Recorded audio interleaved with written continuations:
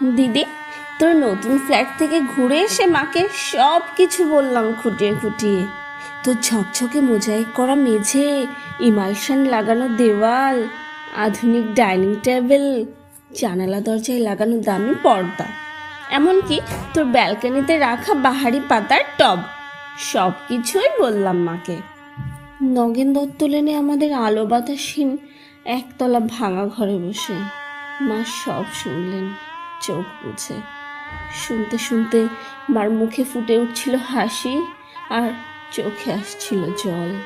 তোর ব্যালকনিতে দাঁড়ালে ছড়িয়ে থাকার শহরটাকে অনেক দূর পর্যন্ত দেখা যায়। বসবার ঘরের দেওয়ালে নতুন কেনা একটা পেন্টিং ঘরটাকে কি গাম্ভীর্যে ভরিয়ে তুলেছে। এই সব কিছু মাকে বললাম। চোখ বুজে শুনতে শুনতে মার মুখে ফুটে উঠল হাসি আর চোখে আসছিল জল।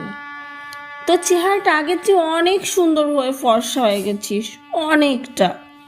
যদিও তোর হাসিটা আছে সেই ঠিক ছোট্টবেলারই মতন।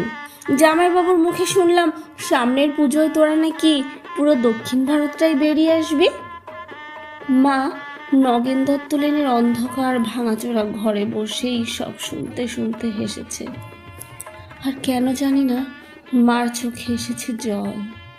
সব কিছুই বলেছে দিদি, শুধু তোর ওই ডাইনিং স্পেসে রাখা দুধ সাদা রঙের ওই ফ্রিজটার কথা মাকে বলিনি। তোর বিবাহ বার্ষিকীর উজ্জ্বল সন্ধ্যায় তুই যখন গা ভর্তি গয়নায় অপরূপা হয়ে ফ্রিজের মাথায় হাত রেখে হাসছিলি, তখন যে তোকে কি দারুণ সুন্দর লাগছিল, মাকে বলিনি সে কথা।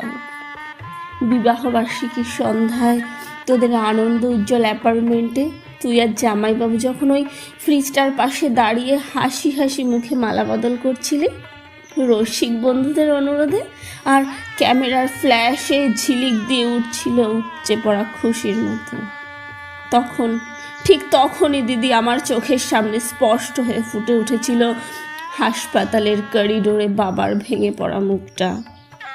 ভিতরে মা তখন অপারেশনের পরে অচৈতন্য। ডাক্তার এসে বাবাকে বললেন চোখটা বোধহয় আর বাঁচানো গেল না, তাও একবার চেষ্টা করে দেখতে পারেন মাদ্রাজে।